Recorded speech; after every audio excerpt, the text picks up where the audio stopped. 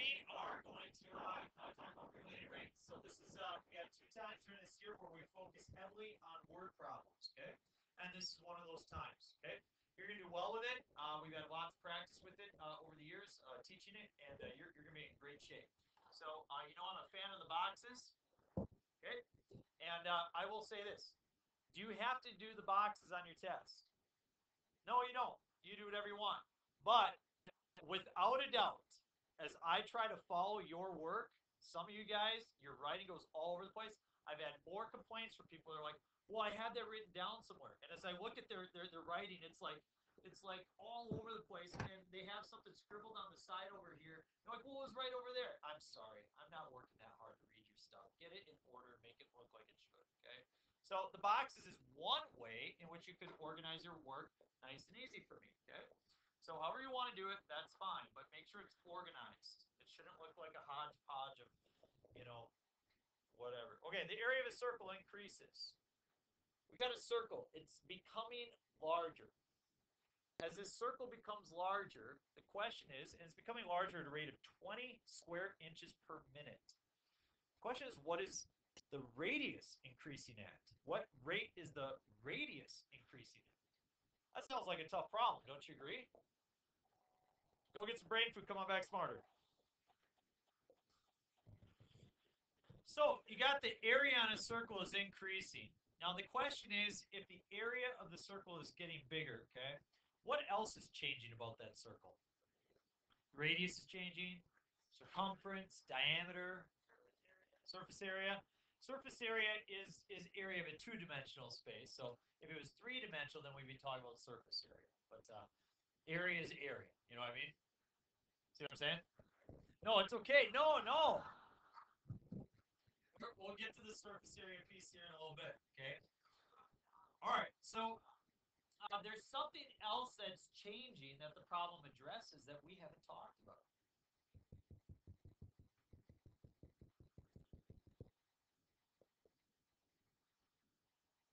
Time. And you see, this is what makes them related. Okay. Everything is changing with respect to time. Okay. And so we're going to see how that works out. This is where I generally model the problem. This is generally where I write down some of the, maybe an equation, or maybe I write down a known or an unknown. And one thing I want to write down here is I'll write down my formula for area. Area of a circle is pi r squared.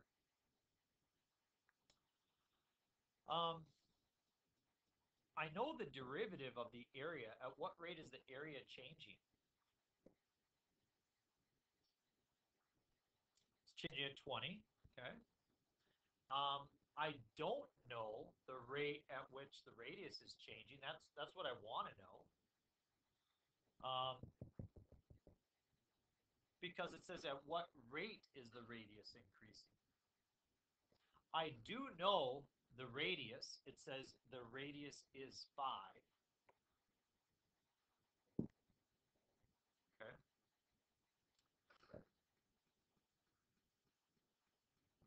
And so in this box is where I take the derivative with respect to time. Now, it's very important that you consider what's happening in this box. Once you consider that, you'll probably be good to go. Let's remind ourselves of what happened with this. We had d over dx of x squared plus y squared is equal to 9. Okay. Derivative of x squared, you said was? And we talked about that d absorbing the x, right? The derivative of x with respect to x, and you got 2x, correct? And then derivative of y squared. Now, let's hold on to that y prime for a second. We said that absorbs a y, right? And then you get, 2y here, okay? And that equals 0.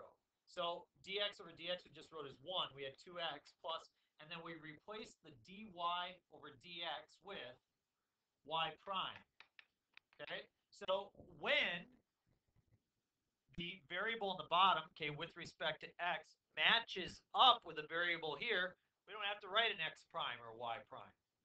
But when the variable doesn't match up, then we have to write our y prime. Do you see that? Okay? So that will help us then do this. Derivative with respect to time of a equals pi r squared. So we're taking the derivative with respect to time. Do you see the variable t pop up in the equation at all? No. So every time you take the derivative of something, you have to attach a prime. So what's the derivative of a? 1 times a prime. Pi is a constant, just comes along for the ride, but what's the derivative of r squared? 2r, r prime. So 2 pi r, r prime. That's my derivative. And then this is the box where I generally solve. Do I know what a prime is? It's 20 is equal to 2 pi times r is 5 times r prime. We don't know what r prime is. That's what we're going to try to find. We multiply, we get 20 is equal to 10 pi r prime, or 2 over pi is equal to r prime. And if you'd like to write it in terms of pi, that's fine. If you'd like to write it as a decimal, that's fine. I'm going to take 2 and divide it by pi, and I get 0.64. And I need a label. What do I measure the radius in? Inches per minute, because it's a rate. And just notice that it's not inches squared or inches cubed, because it's just a single dimension, okay? Radius is a single dimension as we measure it, okay? So that was a nice introduction. That will be the easiest problem you would see, yes. The rate at which the radius is changing. Yep. All right, let's look at another one. We have a basketball being filled with air. Well, what's different about a basketball compared to the circle? It's a sphere, okay? So this is getting bigger. What's the formula for volume of a sphere? 4/3 pi r cubed. Very good. It says it's being filled with air at a rate of 1 cubic centimeter per second. At what rate is the radius increasing when the radius is 12? So very similar problem. V prime is 1. Okay, the volume is changing at a rate of 1. Do I know r prime? Do I know r? 12. Okay. Whoops, sorry. Thank you, Carter. And you are very complimentary, Michael. Very humble as well. A much better haircut than Cal.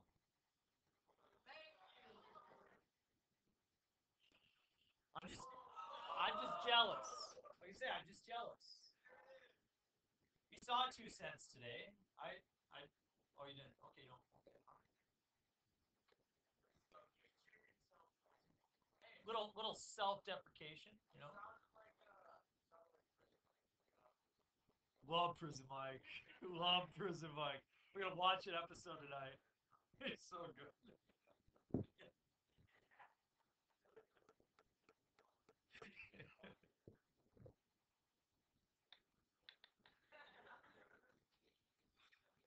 Oh, Prison Mike, awesome, epic. D over dt. Okay, the derivative with respect to time of volume equals 4/3 pi r cubed. So what's the derivative of v? V prime. Constant comes along for I, but I dump the 3 in front, and I get 4 pi r squared r prime.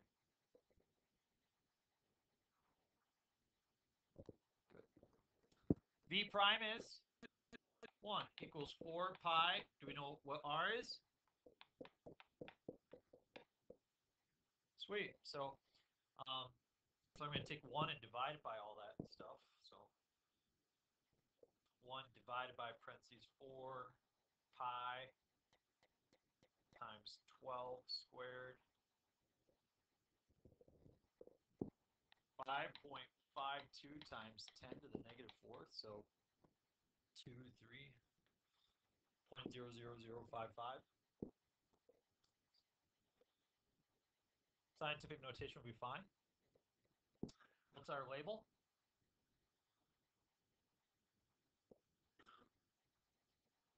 For a second.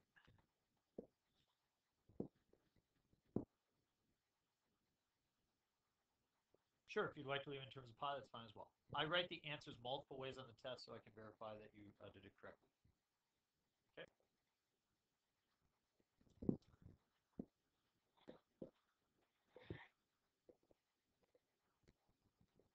An important distinction in this problem. A right triangle has a base of 12. Remains constant while the height and area increase. It's extremely important that you pay attention to this part of the problem. True or false? The area is changing. True. What is A prime? It's 8. True or false? The height is changing. True. That's what we're trying to find, isn't it? We're trying to find H prime. True or false? The base is changing. False. So, here's what you can do. When the base is not changing, you can plug it in right away. Well, let me show you how that's different than the problem we just did. Okay, look at this one. Radius was 5. Now you might say, well, I know the radius, so area is equal to pi times 5 squared, so area is 25 pi. I'm done, right? You know, area is 25 pi. Game over. Well, no, because the radius is changing. It just happens to be 5 at that one time. So you can't plug in the 5 right away because, again, the radius is changing. But in this problem, because the base does not change, you can plug it in right away. What's the formula for the area of a triangle? Now, the height is changing, but the base is not. So therefore, I can plug in 12. And I get the area is equal to 6 times the height. See that? It actually tells us that the area is currently 64 as well.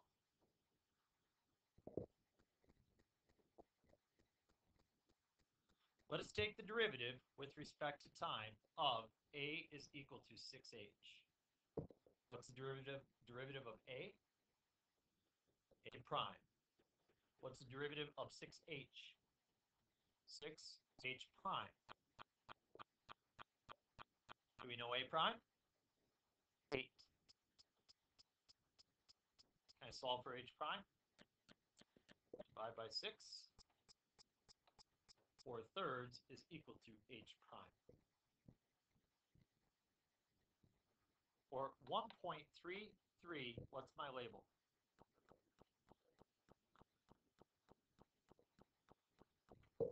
Did I need the fact that area was 64? I didn't even need it. Yes. You could also leave it as 4/3 centimeters per second. Now, Kelvin brings up a really good point, and I'm going to try to be consistent with this throughout the class. On the AP exam, I tend to always round everything to the nearest hundredth. Okay? On the AP exam, 3 places. And you can either round it to the nearest 3 or just cut the decimal off after 3. So this would not give you the points on the test, unfortunately. 4/3 would, or 1.333 would. Okay, so we'll be more specific with that as time goes on. One more problem for today. A beautiful problem. We're going to skip to problem number 8. Sorry, I don't have these in just the best order. Never forget the first couple years I taught this, just trying to figure out what's the best way to kind of go about these problems. And I think I've got a good way to do it. And I think you'll like your assignment for today as well.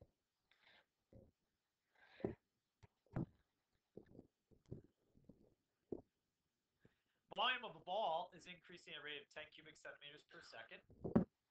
Okay, very similar to what we've seen. Formula for volume of a ball.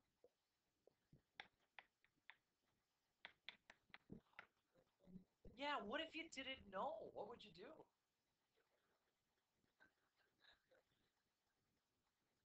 Let's be resourceful. Yeah, you'd use your phone. You'd go on to Google and you type in, okay, you type in volume of a sphere, okay, and it would give it to you. Now, think about when I was in high school. If I didn't know it, I had get out an encyclopedia, okay, which, by the way,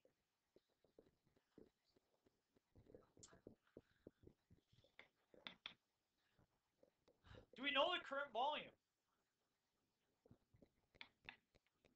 Do we know V prime? 10. What are we trying to find? Diameter. So we're trying to find D prime. What is the problem with that? It's not the radius. I don't have a D in my formula here. It's 2R. So I got to solve for that. So R is equal to 1/2 diameter. I take that. What do I do with it? Plug in there. Thank you. I will cube it. Volume is equal to, what is 1/2 cubed? 1/8 times 4/3 would be 4/24, or 1/6. I have pi, and then I'll have what? D cubed. So I have a new formula. It turns out that you can write volume as 4/3 pi r cubed, or you can write it as volume as 1/6 pi d cubed. Derivative with respect to time of volume equals 1/6 pi d cubed. Derivative of volume. V prime, very good. And you're right, it is 10, but we'll write as V prime. Okay, what do I do with that 3? Drop it in front, and I get 3/6, which is 2 pi d squared d prime.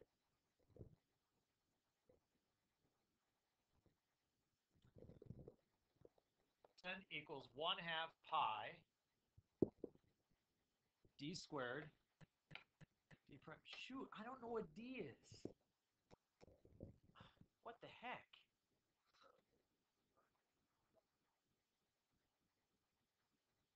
Do I know the current volume? Could I use that to figure out what d is?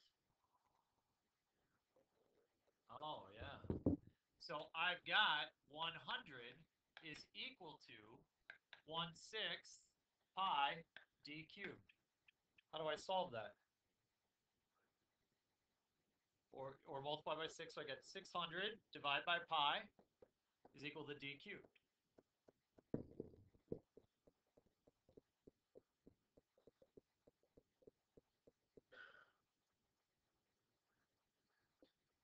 $600.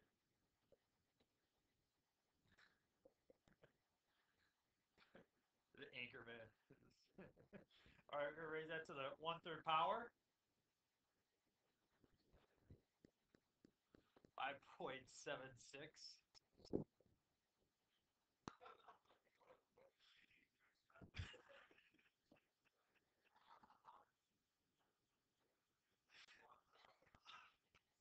I'm sorry, YouTube Nation. We're somehow the class started Anchorman references. We're laughing.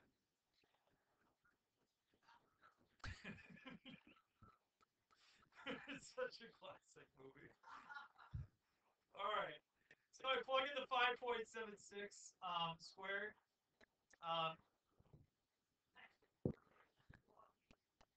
So take 10 and we'll divide it by 0.5 times pi times 5.76 squared.